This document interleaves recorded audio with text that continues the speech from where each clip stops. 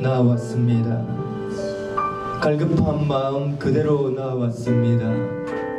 사모하는 마음 그대로 나왔습니다. 아픈 마음을 그대로 안고 나왔습니다. 우리 심령 가운데에 혼란스러운 마음을 또 그대로 안고 나왔습니다. 아버지, 이 모든 마음을 다 가지고 이 시간 은혜의 보좌 앞으로, 아버지 앞으로 지금 이 시간 우리가 나아왔습니다.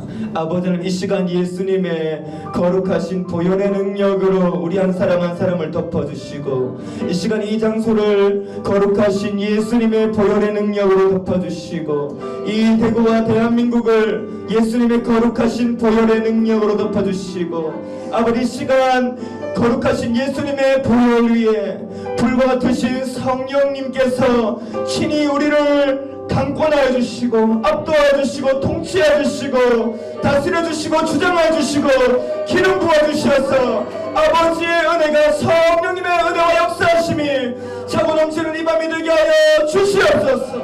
사모하는 마음으로 나아가오니 역사하여 주시옵소서. 우리의 심령 가운데 성령의 은혜로 차고 넘치게 하여 주시옵소서. 역사하실 주님을 기대하는 마음으로, 사모하는 마음으로 아버지 시간 나아갑니다. 역사하여 주시옵소서. 예수님의 이름으로 기도드립니다. 아멘. 주의 정결한 피로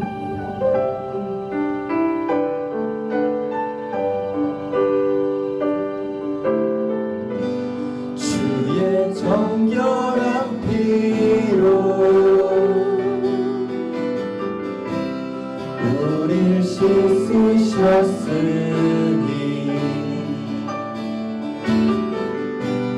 은혜의 도처로 나가 함께 경배하세. 우린 연약하여도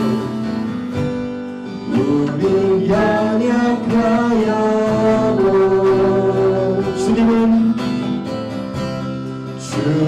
완전하시니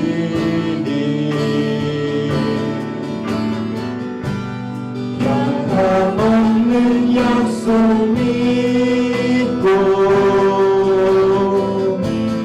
담대히 나가세.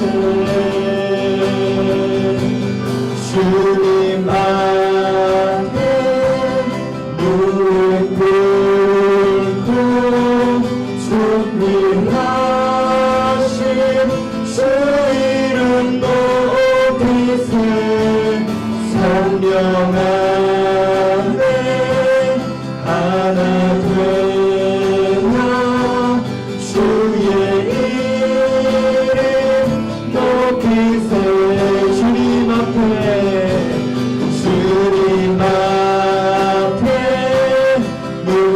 우리가 주님 앞에 나왔습니다.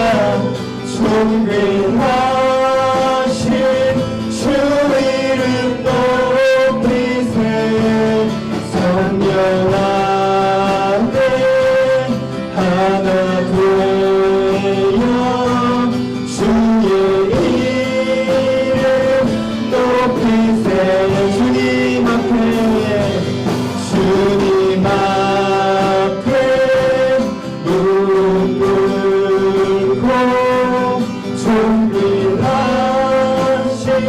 주 이름 높이세. 성령 안에 하나 되어 주의 이름 높이세.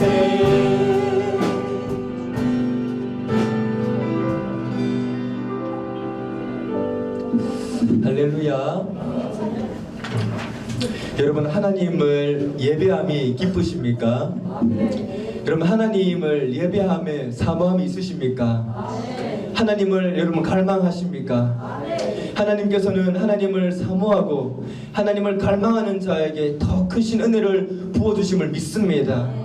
우리 시간에 마지막 날에 우리 주님께서 이 말세에 우리에게 하나님의 영을 강권적으로 부어주신다라는 그 약속의 말씀을 우리가 믿음으로 우리 나아가도록 하시겠습니다. 사랑과 은혜가 풍성하신 주님, 오늘 이 저녁에도 저희들을 불러주시고 그리고 정말 북한 땅을 바라보며 하나님께 동하는 마음으로 그리고 복음 통일을 주시고자 하는 마음으로 저희들이 하나님 앞에 엎드렸습니다. 이 시간 할문을 열어 주옵소서.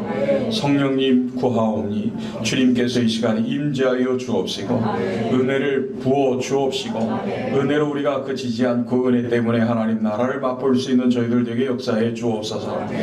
오늘 모든 일정의 순서를 주께 의탁드리오며 예수님의 이름으로 기도 올리옵나이다. 아멘.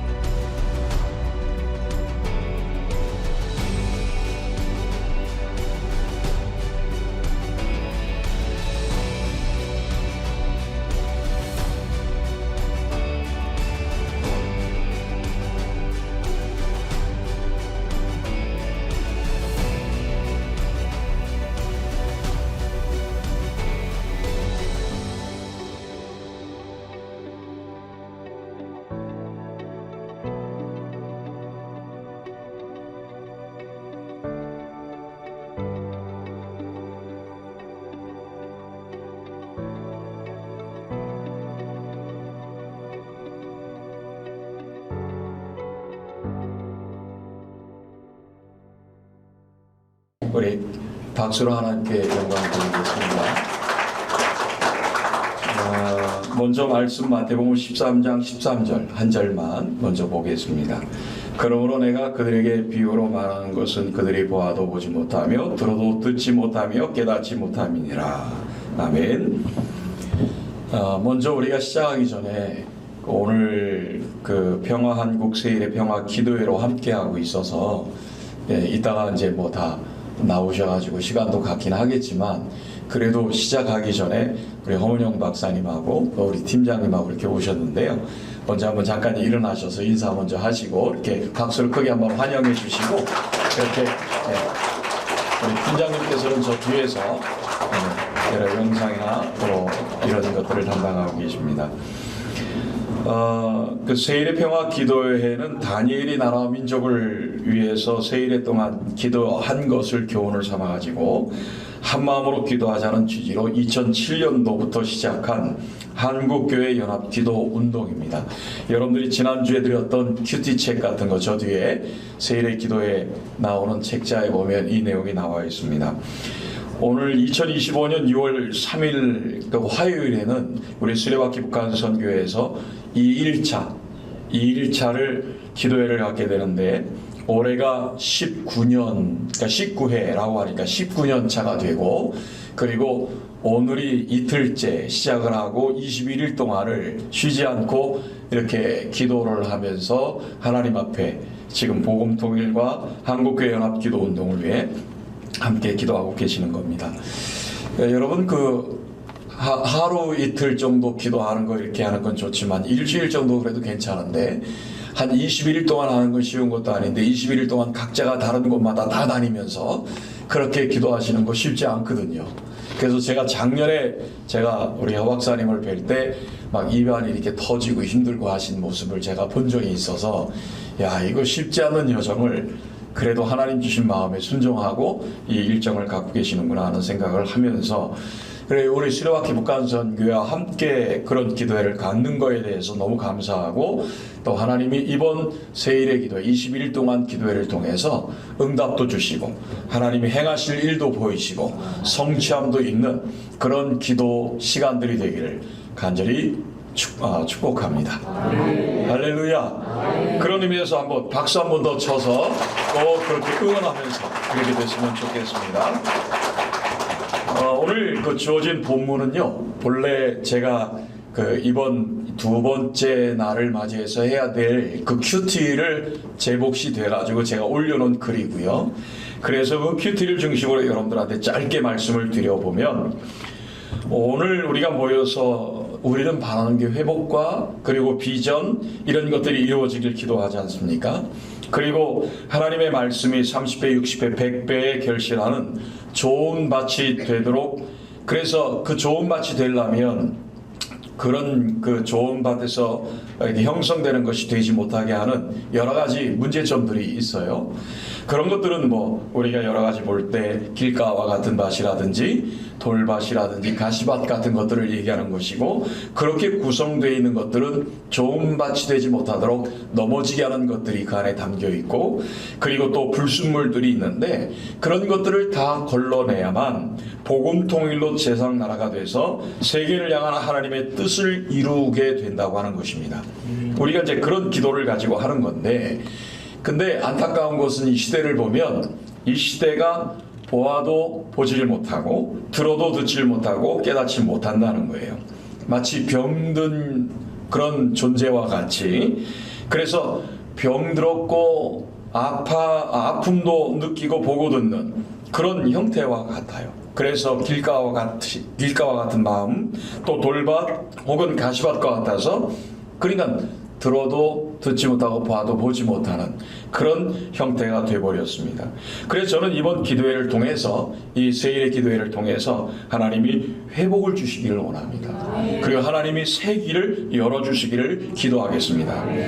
먼저 우리들은 그러기 위해서 나를 돌아봐야 되는데, 그냥 돌아보는 게 아니라 말씀으로 나를 돌아보고, 그리고 만약에 돌아봤을 때 이거 굳은 게 있구나 그러면은 어떻게 해야 돼요? 갈아엎고, 돌들이 있다면 어떻게 해요? 걸러내야 되고, 가시덤불 같은 거는 제거해서 말씀이 결실되게 해야 된다.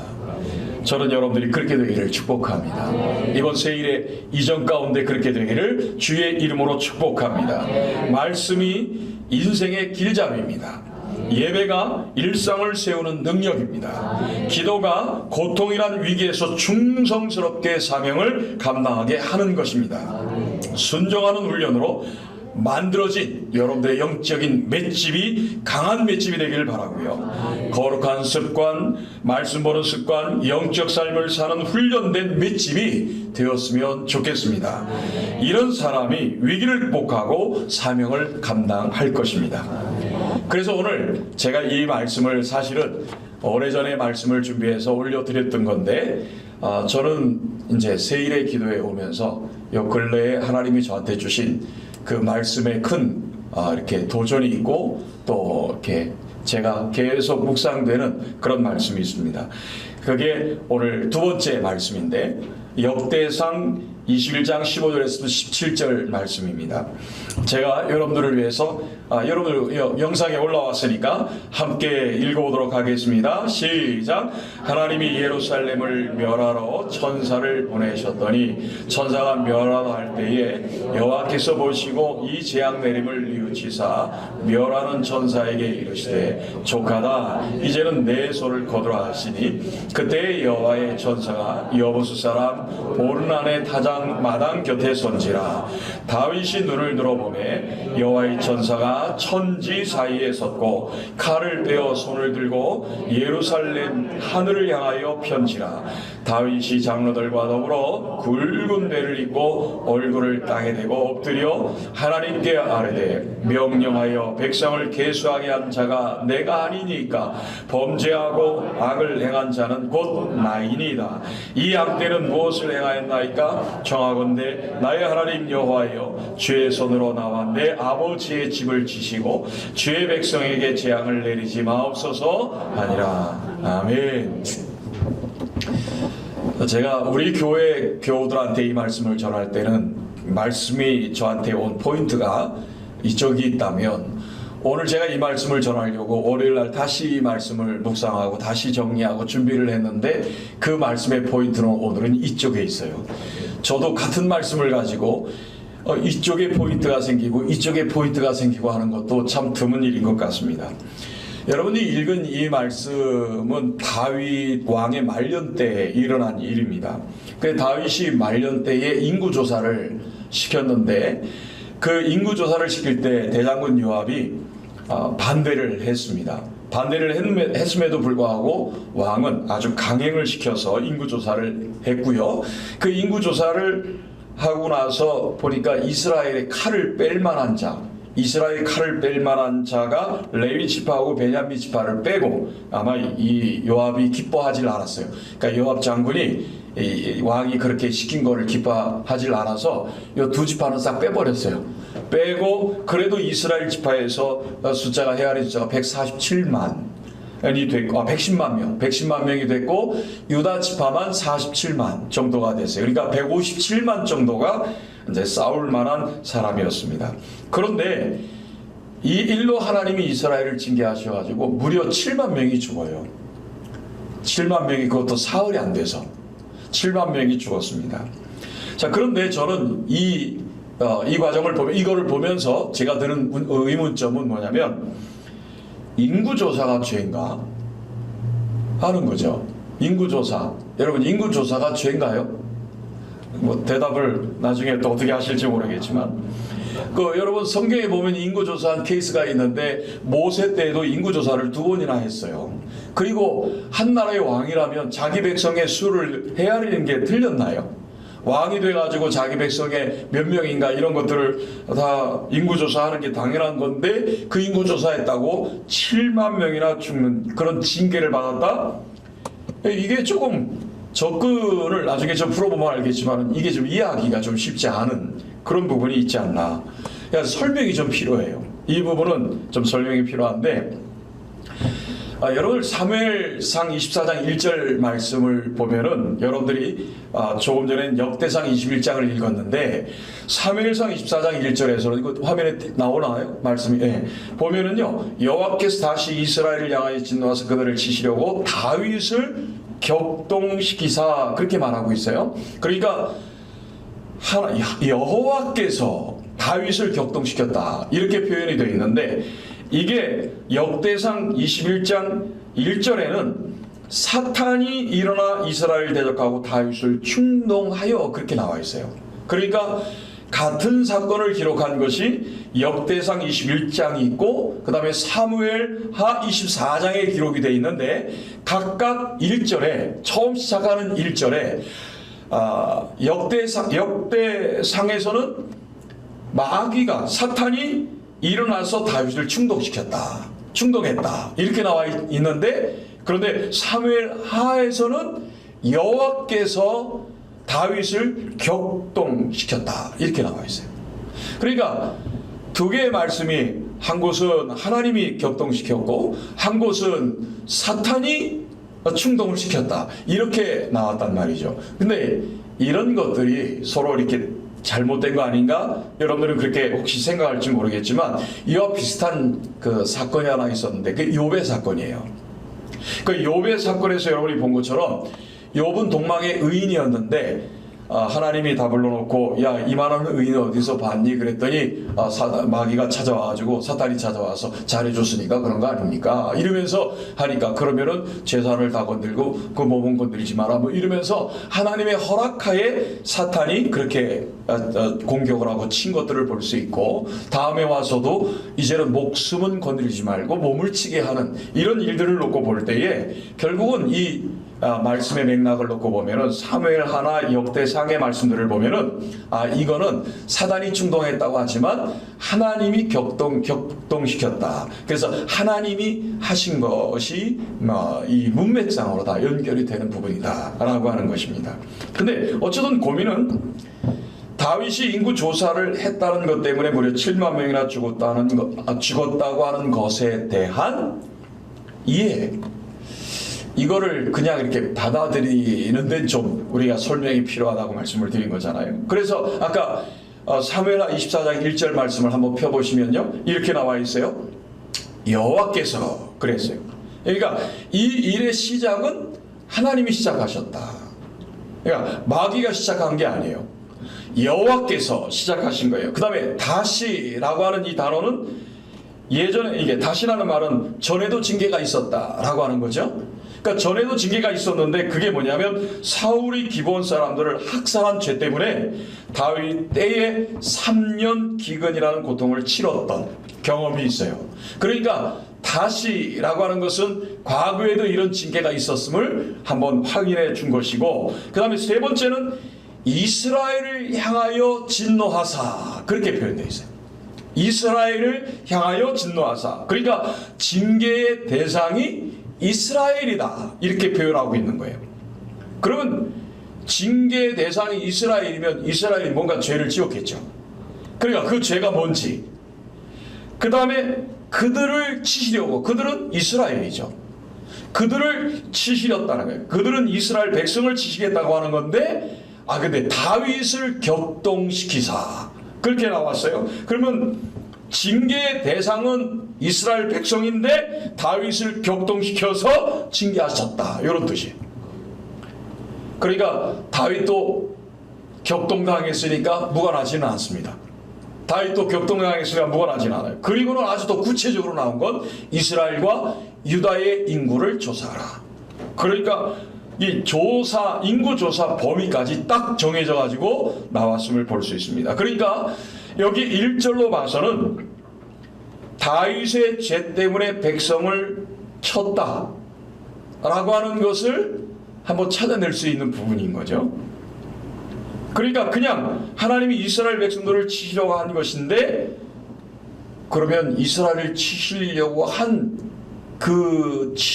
했다 그러면 이스라엘이 지은 죄가 뭘까? 그냥 치실 건 없잖아요.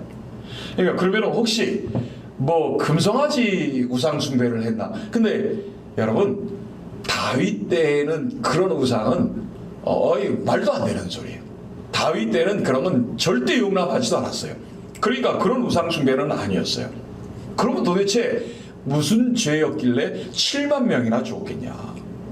무슨 죄였길래 7만 명이나 죽었겠냐? 인구조사라고 지금 우리가 전제를 하고 있지만 여러분 이 전염병 재앙으로 나중에 그 일들이 당했는데 이 전염병 재앙의 때가 다윗의 말년 때에 일어난 거잖아요. 그러니까 다윗의 시기가 나와요. 다윗의 시기가 나오는 그 시기를 중심으로 해서 그러면 백성들이 죄를 지은 것이 있다면 어떤 죄가 있나 그 시기에 찾아보면 백성들이 무슨 죄를 지었는지를 알 수 있지 않겠습니까? 그런데 별로 백성들의 죄를 지을 만한 것들을 찾아내기가 별로 없어요.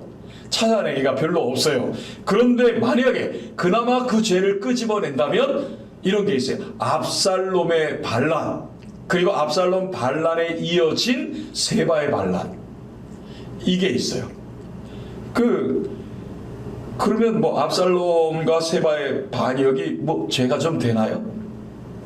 어때요? 여러분 죄가 좀 되겠습니까? 한번 조금 더 이렇게 한번 얘기해 볼게요.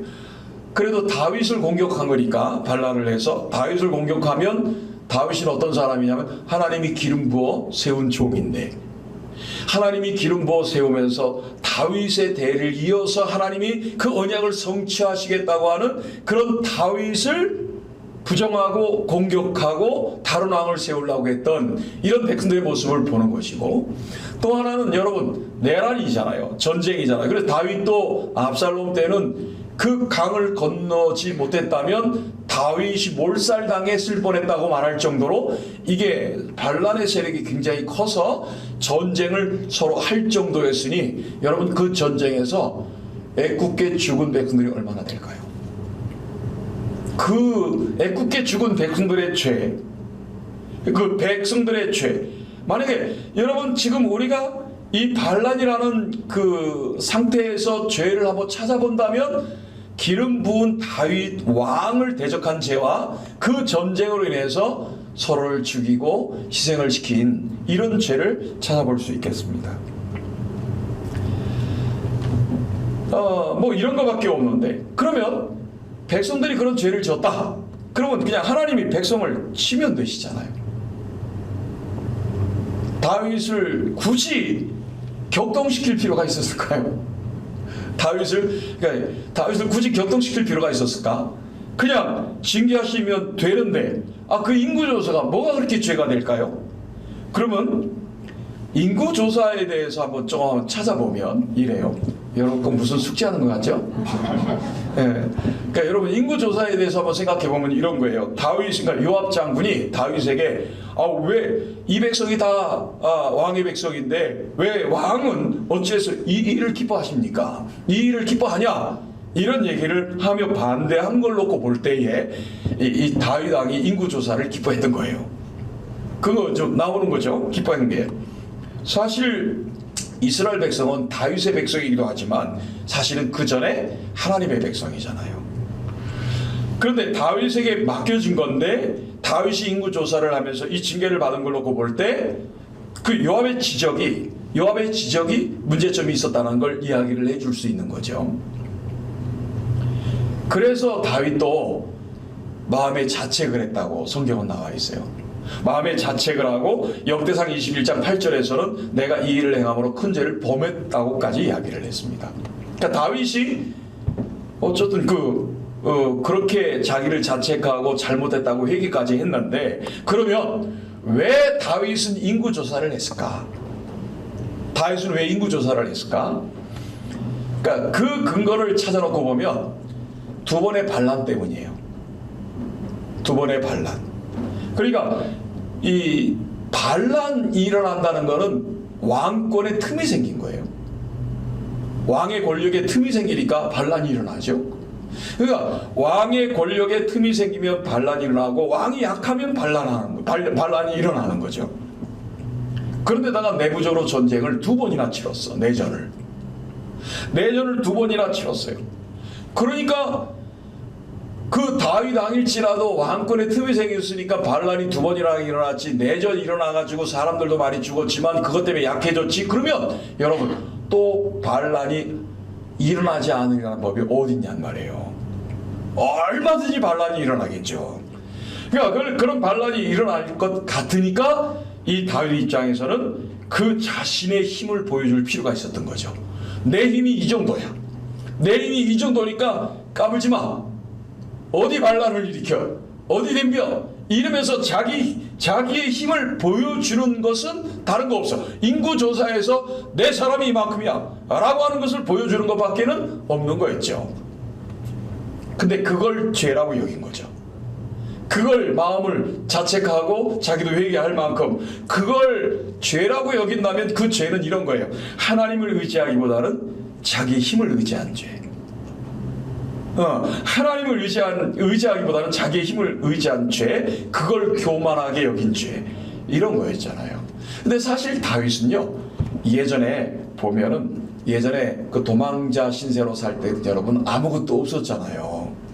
그러니까 아무것도 없어도 본인에게 어떤 게 문제가 되지 않았던 그런 사람인데, 오히려 도피 생활에서도 하나님을 의지했고 순종했던 굳이 자기 힘을 보여주지 않아도 문제가 되지 않았던, 보여줄 필요도 없었던 사람인데, 근데 여러분, 사람이라는 게요, 가진 게 많아지고 나라도 커지고 그런데 또 그 틈을 이용해서 반란도 2번이나 일어나고 전쟁도 해서 피해도 보고 이러다 보면은 이게 하나님을 찾기보다 자기 힘을 먼저 찾을 수밖에 없는 게 인간의 약함이죠. 그래서 만약에 다윗의 죄를 찾아본다면 이런 죄가 있음을 볼 수가 있겠어요. 근데 다윗은 그럼에도 불구하고 먼저 회개하고 죄를 깨닫고 잘못을 깨닫고 회개했지 않습니까? 회개를 안 한 게 아니잖아요. 회개를 했어요. 그런데 그 다음날 선견자 갓이 찾아와가지고, 회개했는데도 선견자 갓이 찾아와가지고 3가지 안을 내놓고 택하라는 거예요. 3가지 안을 내놓고 택하라는데, 첫 번째는 7년 기근. 7년 기근. 근데 이건 7년이 역대상 21장에는 3년으로 나와요. 그러니까 이런 차이가 좀 있어요. 그 다음에 2번째 선택안은 뭐냐면, 석 달 동안 원수에게 쫓겨나가는 거. 쫓김당하는 거. 막 석 달 동안은 원수한테 도망 다녀야 돼. 이런 게 있고, 그 다음에 3번째 안이 뭐냐면 사흘 동안 전염병, 그런 거예요. 그런데 다윗이 사흘 동안의 전염병을 선택했어요. 그랬더니 천사가요, 단에서부터 브엘사바까지 7만 명이 죽었어요. 어마어마하죠. 근데 여러분, 정확한 표현은 하나님이 이 천사가 멸하는 것을 보고 재앙 내린 것을 뉘우치고 멸하는 천사에게 이제 족하다. 그래서 이게 잠시 멈췄는데, 그러니까 사흘이 다 안 채워진 거예요. 그러니까 사흘이 다 안 채워졌는데도 7만 명이 죽어나간 거예요. 7만 명이. 근데 이게 잠깐 멈춘 이유는 좀 전에 말씀드린 것처럼 하나님이 예루살렘을 멸하러 천사를 보내셨더니, 그러니까 이게 오르난 타작마당이 여부수 사람의 오르난 타작마당이니까, 여부수 그러면은 예루살렘 쪽을 얘기하는 건데, 이제 이 죽음을 죽여나가는 천사가 지금 예루살렘을 치려고 가고 있는 거죠. 예루살렘을 치는 거예요. 이제 치려고 하는 그 찰나에 그 하나님이 뭐라고 말했냐면, 이게 이 재앙이 너무 그랬구나 하고 하나님이 느끼시고는 천사한테 이 족하다, 이제는 내 손을 거두라, 이렇게 말씀을 하셨어요. 그랬더니 천사가 칼을 빼든 채로 천지 사이에 섰다. 그러니까 천지 사이에 선 거는 우리 같이 땅바닥에 이렇게 서 있는 게 아니라 하늘과 땅 사이에 섰던 거예요. 칼을 빼든 채로 칼을 안 넣었어. 칼을 안 넣고 이 칼을 빼든 채로 이렇게 서 있는데, 이 서 있는 모습을 누가 봤냐면 다윗이 봤어요.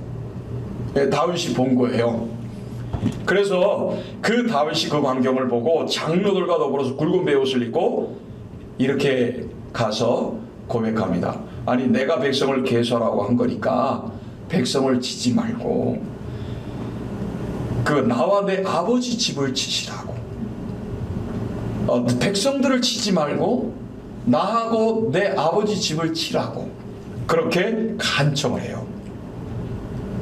그 칼을 빼든 천사에게 간청을 하니까 이 천사가 뭐라 그러냐면, 그 지명을 딱 지목을 하면, 여부수 사람 오르난 타작마당에서 여호와를 위해 제단을 쌓아라 이렇게 말해줬거든요. 그랬더니 다윗이 오르난 타작마당으로 가서 근 600세겔을 주고 여호와를 위해 제단을 쌓고 거기서 번제와 화목제를 드릴 때 하늘에서 불이 떨어지는 것을 본 천사가 비로소 빼어든 그 칼을 칼집에 꽂습니다. 칼집에 집어넣습니다. 칼집에 꽂는 순간 그 오르난 타작마당에서 재앙이 끝났습니다. 재앙이 끝났습니다. 그러니까 그 전에는 칼을 빼들고 있었으니까 재앙이 끝난 게 아니라 일시 멈춤이에요. 일시 멈춤이었어요. 멈춤이었는데 그 오르난 타작마당을 돈으로 사고 금 600세겔로 사고 거기서 제단을 쌓고 번제와 화목제를 드렸더니 하늘에서 불이 떨어지는 것을 천사가 보고 그 칼을 칼집에 꼽았다. 이렇게 나오는 말씀. 그래서 거기서 그 재앙이 해결이 된 거예요. 끝난 거예요. 그게 끝난 거예요. 제가 이 말씀을 보면서 제가 이제 계속 연구를 하고 있어요. 이게 내가 까딱하면 뭐 이단이 될지 안 될지 모르겠는데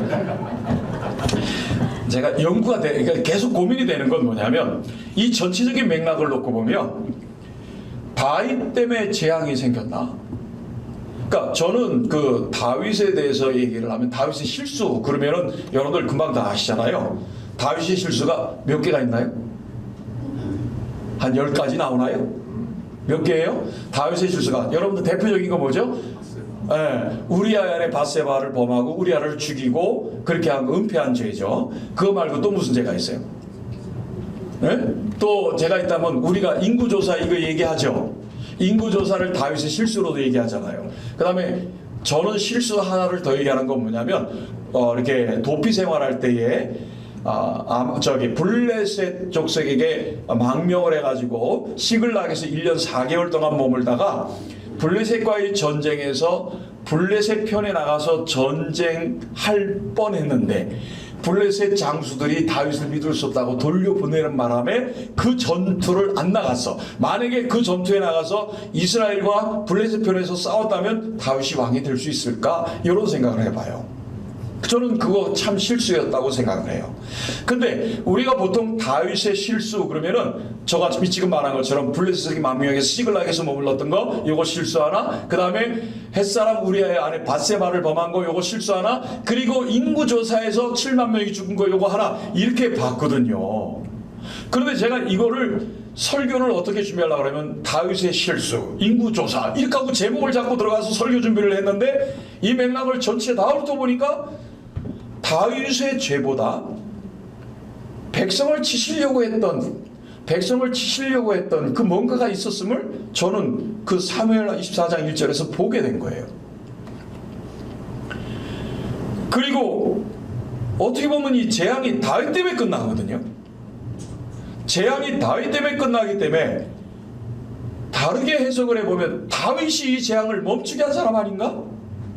이런 생각도 드는 거예요. 뭐 어쨌든 날 이단으로 봐도 할 수 없어요. 내가 지금 고민 중에 있으니까. 아무튼 저는 이 부분에 대해서 굉장히 좀 많이 연구가 필요하다라고 생각을 하는데 저의 심중으로는 다윗보다는 백성들의 죄를 치시려고 했던 하나님의 징계였다. 이렇게 좀 더 가깝게 갔습니다. 자, 그런데 제가 좀 생각해 보는 건 다윗은 회개했잖아요. 근데 여기 보세요. 백성들이 회개했다는 말이 있나요? 백성들은 회개했다는 말이 없어요. 사무엘 24장 1절의 근거를 놓고 보면 여호와께서 다시 이스라엘을 향하여 진노하사 이스라엘을 향해 진노하셨고 그들을 치시려고 다윗을 격동시킨 것뿐이에요. 이스라엘과 유다의 인구조사를 그래서 하라고 했던 것이죠. 그러니까 팩트는 하나님이 이스라엘 백성에게 진노해서 치신 게 팩트예요. 하나님이 백성을 친 게 팩트예요. 그런데 백성이 회개했다는 말이 없어요. 그래서 제가 고민되는 게 다윗의 죄 때문에 7만 명이나 죽어? 이렇게 봐야 되나? 이게 좀 애매하다 이거지. 게다가 다윗은 이미 자기가 우리아 아내 밧세바를 범한 죄값도 지불했고 지금 인구 조사하는 것도 자기가 즉시 회개를 했기 때문에 물론 다윗이 격동됐으니까 책임이 없다 이렇게 말할 수는 없어요. 근데 하나님은 백성을 치기 위해서 다윗을 충동시킨 거니까요. 그마저 다윗은 회개를 했는데 기름 부은 왕을 대적하고 나라를 분열시켜서 전쟁까지 일으킨 수많은 사람들이 죽게 만든 그 죄에 대한 것에 백성들은 회개가 없었다라는 거예요. 그래서 백성을 징계했고 전염병으로 7만 명이나 죽어가다가 오르난 타작마당에 잠시 멈춘 거죠. 오르난 타작마당에서 잠시 멈춘 거예요. 그래서 백성이 회개해서 하나님께 뜻을 돌이킨 것이 아니라 죽어가는 백성을 보고 후회하신 하나님이 잠시 스톱하고 멈춘 것뿐이지 백성이 회개해서 하나님이 그걸 멈춘 건 아니었다라는 거예요. 이제 족하다 내 손을 거두라고 해서 천사가 칼을 빼어든 채로 칼집에 칼을 넣지 않은 채로 하늘과 땅 사이에서 서 있는 상태에 멈춘 거예요. 그러니 여러분 7만 명이나 죽는 재앙이 다윗 때문이라고 말하기는 저는 조금 그렇다. 조금 뒤에 나오겠지만 다윗 때문에 오히려 재앙이 멈춘 게 아닌가 싶다는 그런 생각이 들어요. 자, 그러면 제가 이제 여러분들한테 어떻게 해서 이 재앙이 멈췄나? 첫째, 다윗의 회개입니다. 회개. 재앙을 멈추게 하는 건 회개입니다. 다윗은 죄를 느끼고 즉시로 회개했잖아요. 그러니까 여러분 재앙을 끝낼 수 있었던 게 회개부터 시작이 된 거예요. 회개 기도. 그러니까 여러분의 회개 기도가, 여러분의 회개가 여러분 대한민국의 죄를 끝낼 수 있어요. 여러분의 회개가 북한의 죄의 고리를 끊어낼 수 있어요. 여러분의 회개가 교회들의 많이 하는 죄를 끝낼 수 있단 말입니다. 여러분의 회개가 가정의 죄를 끝내게 할 수 있는 것입니다. 그러면 회개가 끝낼 수 있다고 하는데 회개를 어떻게 해야 합니까? 여러분의 회개는 대충 대강하는 게 아니죠. 내가 대충이라고 그랬더니 큰 대자 충성충자라고 또 그렇게 얘기하는 사람들이 있는데 그런 게 아니고 여러분 진짜 회개는 대충 대강하는 게 아니에요. 생각해 보세요. 여러분 지금 재앙인데 사람이 막 죽어나가는데 어떻게 여러분 대충 회개를 하겠어요? 에? 사람들이 막 그렇게 죽어나가는데 어떻게 회개를 대강 할 수 있겠습니까? 여러분 그러니까 재앙의 현실에서는 대충 대강 이렇게 회개 기도하는 게 아니라 여러분 아주 그냥 재앙의 현실에서는 그 회개라는 건 생명 걸고 할 수밖에 없는 거라는 거예요. 요즘 사람은요 생명을 걸듯이 회개 기도하나요? 왜 그렇게 회개 기도를 심각하게 생각지 않고 그렇게 회개 기도를 안 할까요? 그거는 별로 심각하게 못 느끼니까 그렇죠. 나라가 지금 굉장히 어렵다고 말하면 여러분 저는 진짜 그렇더라고요. 어떤 분들은요 선거가 있기 전에 한 달 전부터 하루에 한 끼씩 금식하며 이 나라를 위해 기도하는 분들이 계셨어요. 그러니까 그거는 그만큼 심각함을 느끼면 금식을 하라도 기도를 하는 거잖아요. 근데 그런 심각함을 느끼질 못해. 왜 못 느끼는가 하고 봐도 너무 편하셔.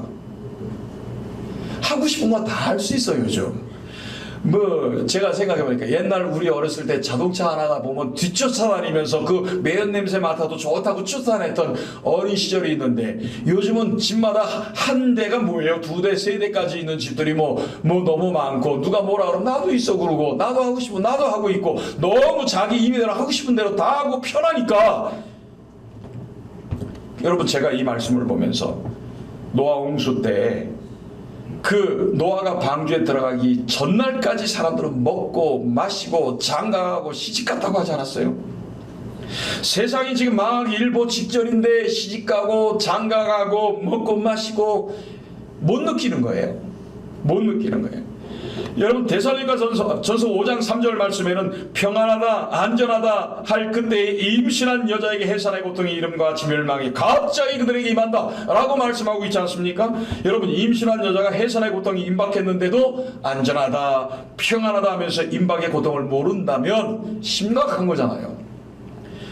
베드로전서 5장 8절 말씀에는 여러분 근신하라 깨어라 너희 대적마귀가 우는 사자같이 돌아다니며 삼킬 자를 찾는다라고 말했는데 우는 사자가 입을 벌리고 있는데 거기 입을 벌리고 있는 거기에 머리를 디밀면서 아무 일 없다는 듯이 살고 있는 우리의 현실이죠. 그러니 여러분 회개할까요? 그런 걸 못 느끼는데 아무 일 없다는데 괜찮다는데 회개하겠습니까? 그러니까 좀 죄송하지만 당해봐야 고통당해봐야 그러면 그때 정신 부쩍부쩍 차리고 아이고 아버지 그리고 그때 엎드리고 회개하겠죠. 근데 여러분 우리를 한번 돌아보세요. 우리 역사에서부터 한번 찾아보세요. 신사참배의 죄부터 공산주의 핍박으로 수많은 그리스도인들이 피 흘린 순교당한 죄, 피 흘린 죄, 북한교회가 말살된 그 죄, 한국 전쟁 때문에 동족과 함께 수많은 사람들이 죽어나간 죄, 그걸 누구한테 찾겠어요? 남북한이 갈라진 이 분열의 죄, 세계 유례 없이 한국교회가 부흥에도 불구하고 지금 한국교회 상태는 음란하고 방종하고 만물에 빠져있는 이런 죄, 거룩을 상실한 죄, 남남 갈등하고 있는 이 죄, 포괄적 차별금지법을 비롯한 인간 중심의 극치로 흐른 포스트 모더니즘으로 하나님을 대적하고 있는 이 죄악된 시대를 사는 우리가 정말 여러분 괜찮습니까? 우리가 정말 괜찮은 겁니까? 저는요, 이 오늘날들을 검토해 보면서 이스라엘이 재앙을 만나 죽어가는 그런 현실들을 오늘 우리 시대에 저는 이런 것들을 보면서 느끼고 있는 거예요. 느끼게 되는 거예요. 그래서 만약에 이런 거를 진짜 느낀다면 우리도 다윗처럼 회개해야 되겠죠. 우리도 다윗처럼 회개를 해야 되겠죠. 다윗이 어떻게 회개했는데요? 장로들과 더불어서 굵은 베옷을 입고 그 얼굴을 땅에 대고 엎드려서, 아니 명령하여 백성을 계수하게 한 자는 난데 왜 백성을 치십니까? 백성 치지 말고 나와 내 아버지 집을 치라고. 여러분, 다윗은요 회개 기도를 하기를 어떻게 했냐면 자기 생명을 내드리는 기도, 자기 생명을 거는 그런 회개 기도를 한 거예요. 그러니까 여러분, 회개 기도라는 게 어떻게 보면 자기 생명을 내놓아야 할지 모르겠습니다. 회개 기도라는 게 자기 생명을 내놓아야, 그래야 회개 기도라고 말할 수 있을지 모르겠다고요. 사실 저는 다윗의 죄 때문이라기보다는 백성을 치신 걸 보니까 백성의 죄라는 생각이 드는데, 근데 그런 백성이 죄를 회개하지 않잖아요. 회개할 줄도 모르는가 봐. 그러니까 죽어나가는 거지. 그런데 그런 백성일지라도 다윗에게는 자기 백성이니까 다윗은 자기의 생명을 내놓고 백성을 살려달라고 기도를 한 거예요. 마치 부모는 자식이 아무리 잘못해도, 아무리 미워도 사랑할 수밖에 없는 그 마음을 가지고 자식을 품고 매달리는 것처럼. 그래서 여러분의 회개는요, 생명을 거는 기도라고 생각해요. 회개는 희생하는 기도예요. 회개는 사랑을 담아야 하는 기도고요. 저주를 퍼붓고 고쳐달라고 말하는 그런 기도는 회개 기도가 아닌 거예요. 회개는 말만 하는 게 아니라 목숨을 걸어야 하는 거예요. 그래야 그 회개 기도의 응답으로 재앙이 끝나는 거예요. 그런 회개 기도라야 재앙이 끝난단 말입니다. 또 하나 우리가 기도에서 좀 우리 기억할 게 뭐냐면, 다윗 혼자 기도한 게 아니라 장로들과 함께 그 굵은 베옷을 입고 했다는 거죠. 그러니까 여러분, 혼자 하는 게 아니고 함께 같이 기도해주는, 함께 무릎을 꿇고 그렇게 회개 기도해주는 사람이 있는 거. 그러니까 여러분, 이렇게 생각하시면 돼요. 저것들은요 회개할 줄도 몰라. 저 북한도 회개할 줄 몰라. 죄가 꽉 차 있는데 몰라. 아는 우리가 지금 회개하는 건데, 아는 우리가 정말 목숨을 걸고 사랑을 담고 희생을 하면서 그렇게 하면서 우리가 회개 기도하는 건데, 혼자 기도가 아니라 이렇게 함께 기도하는 사람들. 그럴 때 하나님은 그 다윗과 함께 기도하는 사람의 기도를 들으시고 그 재앙을 끝내버리셨다. 할렐루야. 아멘. 두 번째는요, 오르난 타작마당에 여호와를 위한 제단. 요게 참 제단인데, 천사가 여부스 사람 오르난 타작마당에서 여호와를 위해 제단을 쌓으라고 하니까 그가 이제 제단을 쌓고 번제와 화목제를 드렸잖아요. 그러니까 그 번제와 화목제를 드렸을 때 하늘에서 불이 떨어지면서 천사가 칼집에 꼽아서, 그래서 재앙이 끝났어. 거기서 완전 끝났어요. 그러니까 결국 재앙을 멈추게 하는 것은 제단이었어요. 재앙을 멈추게 하는 것은 하나님께 드리는 제사였어요. 그리고 이 제단에서 하나님께 제사를 드릴 때 하나님이 불러 응답하시면 재앙은 끝. 재앙은 끝. 다시 말하면, 여러분 오늘날로 말하면 그 제단과 제사는 우리가 지금 드리는 이 예배죠. 신령과 진정으로 하나님께 드리는 그 예배는요, 모든 저주를 끊어낼 겁니다. 할렐루야. 그래서 여러분, 우리 신앙생활에서 정말 중요한 건 예배가 답이에요. 예배를 제대로 드려야 돼요. 할렐루야. 할렐루야. 참 여러분, 제가 여러분들한테 늘 말씀드리지만, 예배의 기능자가 되지 말고 예배자가 되라고. 예배자가 되라고 제가 늘 여러분들한테 말씀드리는데, 제가 말씀드리면서 제가 늘 생각하는, 저부터를 그렇게 얘기하고 있잖아요. 오늘도 제가 큰 단체에 가서 그렇게 예배 큰 모임이 있었는데, 거기 섬기는 스태프들이, 차량단들이 막 와서 하고, 실력들도 좋은데, 근데 이놈 자식들이 그 실력은 좋은데 예배자인지는 잘 모르겠어. 뭐 이렇게 왔다 갔다 하는지 뒤에 앉았는데, 그래서 내가 한번 가서 한마디 해야 되겠다, 그런 생각을 하고 있어요. 근데 여러분, 진짜 우리가 예배가 답이라고 느껴지면요, 예배 목숨을 거셔야 돼요. 예배에 생명을 걸고 예배자로서의 어떤 형태를 여러분들 가져야, 여러분 예배가 모든 재앙을 끊어내는 능력이었잖아요. 예배는 능력입니다. 예배는 회복입니다. 예배는 축복입니다. 예배에서 하나님이 꿈을 주세요. 예배에서 하나님이 길을 열어주세요. 그게 비전이고 하나님의 인도하심이 예배 가운데서 있는 거예요. 그러니까 여러분, 예배가 일주일에 한번 돌아오는 그 예배 가운데 그냥 예배라고, 하나의 그냥 예배라고 생각하지 말고요, 마치 오늘이 마지막 예배처럼, 아니면 오늘 내가 하나님을 진짜 만나러 나와서 그 하나님을 어떻게든지 만나겠다고 하는 그 간절한 마음을 가지고 찬양을 한 곡을 불러도, 아니면 마음이 안 맞으면 좀 일찍 나와서 하나님께 엎드려 기도하다가, 아니면 예배하다가 찬송을 하다가도 하나님 앞에 어떻게든지 만나는 그 예배가 돼야 여러분의 인생이 사는 거란 말입니다.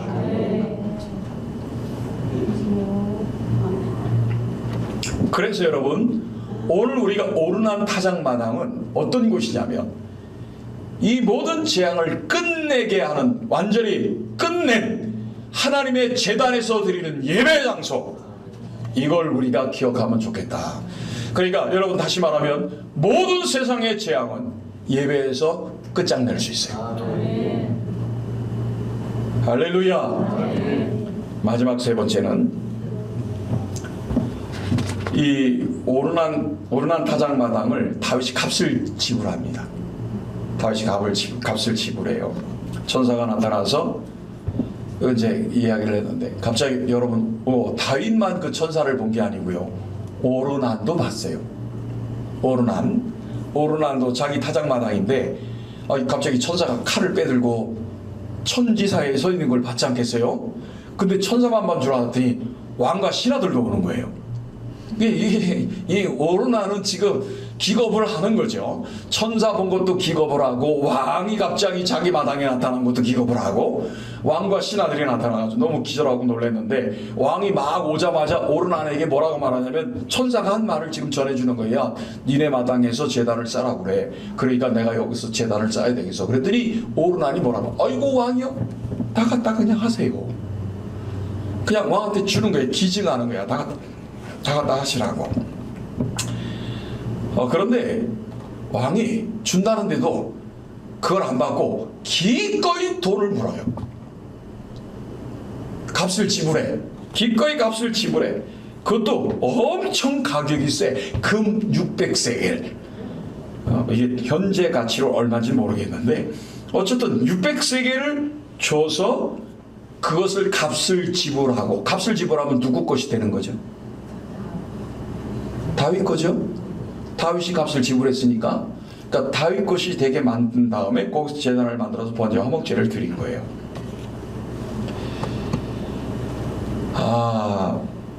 여러분, 제가 이 말씀의 뒷부분에 꽂힌다는 부분이 이거였어요. 뒷부분에 꽂힌다는 게 이건데, 다윗이 뭐 기증 받아서 그렇게 할 수도 있고, 뭐 그냥 준다는데, 뭐 그냥 뭐 왕의 권위를 가지고도 할 수 있겠죠. 근데 다윗은 그렇게 안 하고 그거를 자기가 샀다. 근데 나는 다윗이 이것을 산 장면이 저는 그 재앙을 멈추는 걸 산 것 같은 느낌이에요. 저는 오늘날의 시대에 난국 같고 힘든 모든 것들을 하나님은 회개 기도와 그리고 우리가 드리는 예배로 끝낼 건데, 그 끝낼 것을 그냥 공짜로 그냥 내가 그렇게 하는 게 아니고, 그냥 내가 아무 값없이 그렇게 하는 게 아니라 내가 그것을 사, 내가 그것을 끊어낼 사람이라고 사, 내가 그 사명을 사, 내가 그거를 사서 내 것이 되게 만들어서 그것을 내가 끝내게 만드는 그런 거라는 거죠. 저는 오늘 북한 선교, 통일 선교에 대해서 저는 늘 사람들한테 이렇게 말, 이건 시대적인 사명이다. 이거는 거부할 수 없는 사명이다. 남북한이 붙어 있는 한 뭐 이거는 해도 되고 안 해도 되고 그런 사명이 아니다.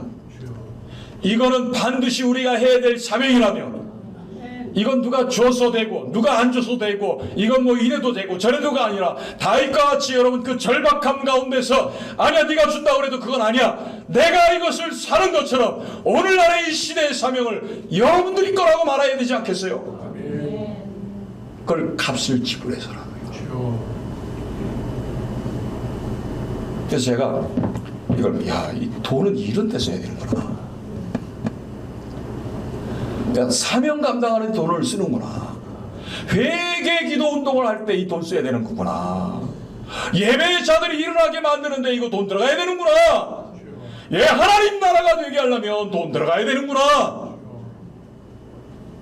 돈 주고 사자. 여러분, 물론 하나님의 것을 어떻게 돈 주고 사겠어요? 돈 주고 사겠다는 그 얘기는 다윗이 그때 시대의 재앙이 거기서 끝나는 것을 놓고 볼 때, 다윗은 이 시대적인 그런 절박한 문제점 있는 모든 것들을 해결할 수 있는 사람이 된 거잖아요. 나라 걱정하죠. 여러분, 그 다음에 남북한이 복음통일로 가야 될 거를 여러분도 생각하지요. 그러면 삽시다.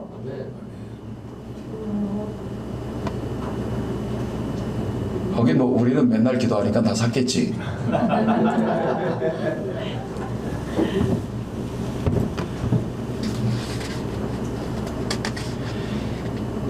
자, 여러분, 저는 오늘 오르난 타작마당이 오늘날과 같다는 생각이 들어온 거예요. 참 세일의 기도에도 참 기가 막힙니다. 왜 제가 이렇게 말씀을, 그러니까 대표님께서 얘기를 하실 때 제가 말씀을 좀 바꿔도 되겠습니까? 그랬더니 큐티가 나가기 때문에 큐티 거를 하시고 하래요.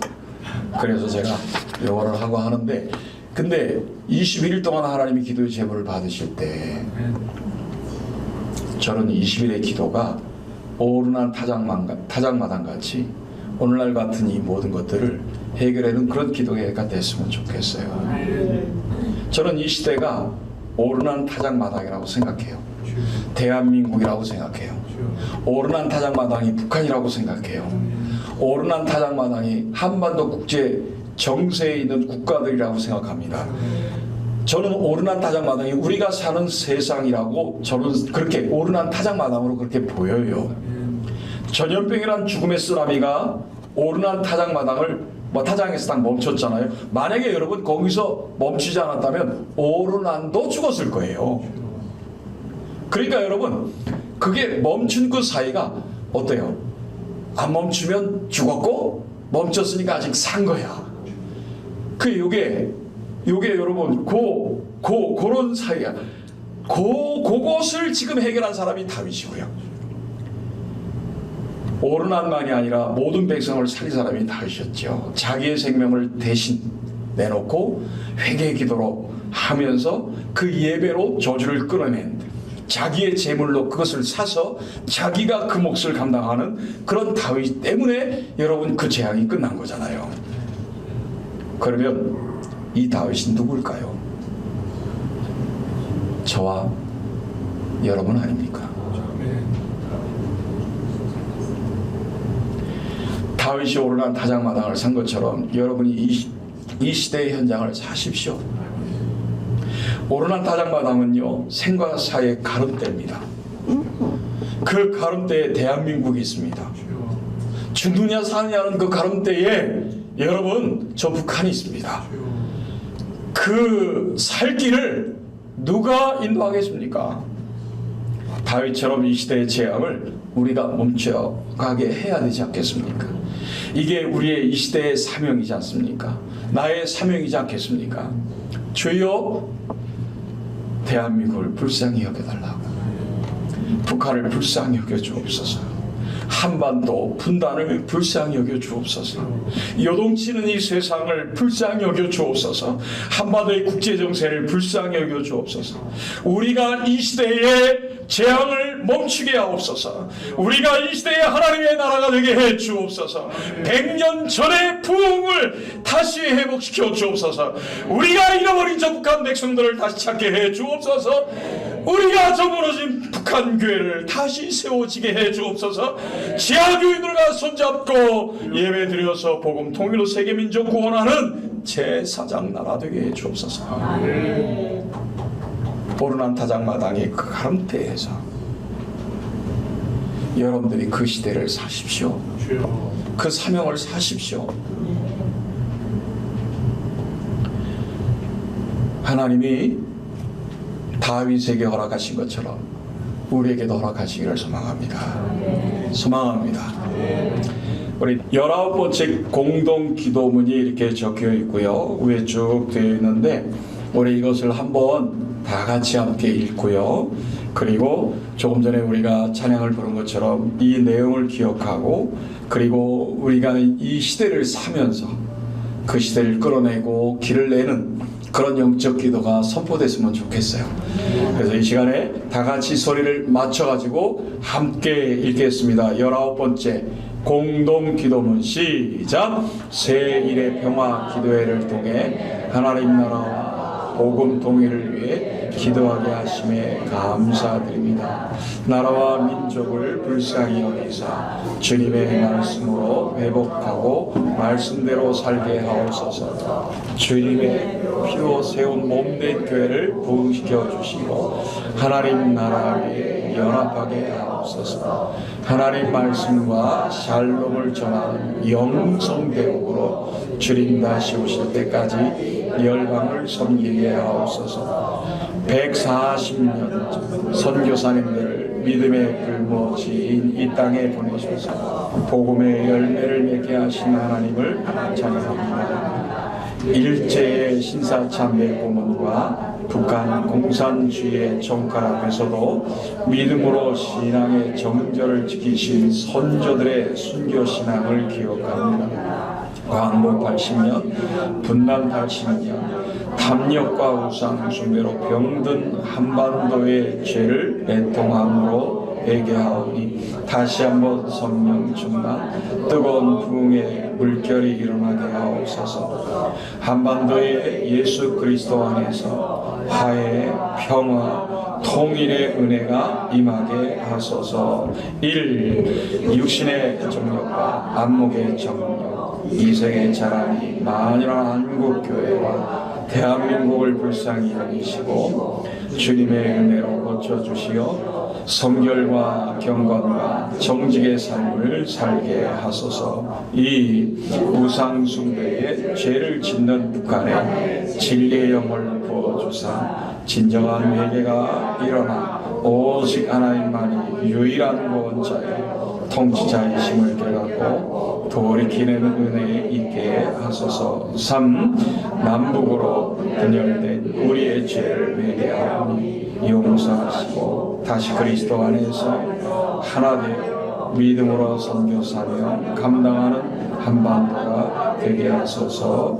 존귀하신 예수님의 이름으로 기도합니다. 아멘. 자, 이 시간에 한번 기도하겠습니다. 우리 한번 더 통성으로 기도하시고, 이 시간 우리 한번 함께 주님 이름을 부를 때 주여 이 공동 기도문처럼 주님께서 역사해 주시고 그 오르난 타작마당을 우리가 사는 것처럼 이 시대를 사서 아버지 북한의 모든 조절을 끊어내고 대한민국이 살아나는 역사가 있기를 소망합니다. 주님 기름 부어 주옵소서. 주여 기름 부어 주옵소서. 주여 기름 부어 주옵소서.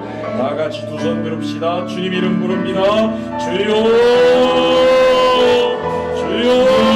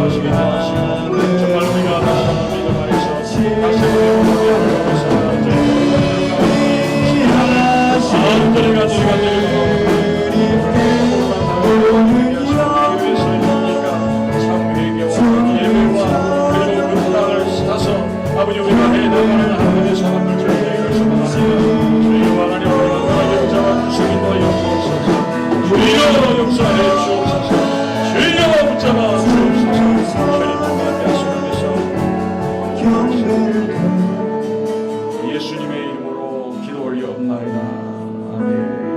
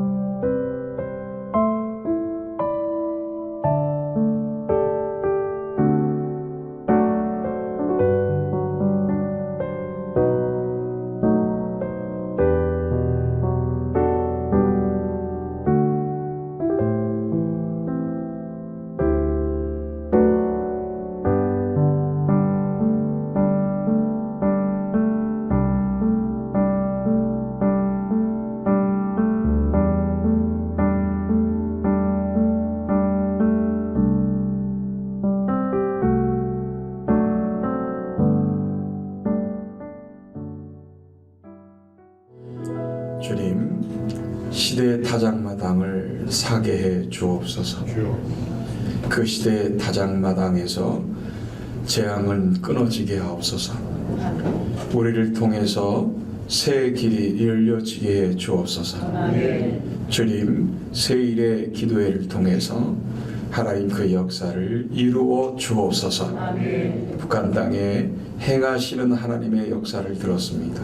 갇힌 자를 주님 풀어주시고, 그리고 그 땅에 닫힌 것을 열게 하시고, 순교자들의 피를 회복시키며 예배가 일어나게 하시는 하나님 찬양합니다. 영광 받아 주옵소서.